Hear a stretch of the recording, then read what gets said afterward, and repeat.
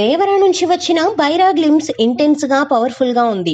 మల్లయోధుడిగా Saif Ali Khan powerful గా భీకరంగా కనిపించారు. ముందుగా ఆ ప్రాంతమంతా బైరా కనుసన్నల్లోనే ఉంటుందనేలా మేకర్స్ ఈ గ్లిమ్స్ లో చూపించారు. అక్కడి వారు బైరా బైరా అని అరుస్తుండగా అతడు మల్ల యుద్ధానికి దిగుతాడు. పోటీ వారిని మట్టి కరిపిస్తాడు.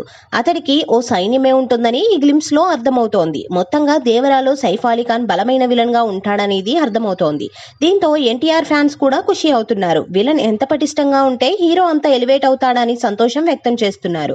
గ్లిమ్స్ కు అనిరుద్ రవిచంద్రన్ ఇచ్చిన బ్యాక్గ్రౌండ్ మ్యూజిక్ కూడా అదిరిపోయింది. ఇంటెన్సిటీ మరింత ఎలివేట్ అయింది. దేవర సినిమా షూటింగ్ తుది దశకు చేరింది. హీరో ఎన్టీఆర్ ఇప్పటికే తన పార్ట్ చిత్రీకరణ పూర్తి చేసుకున్నారు.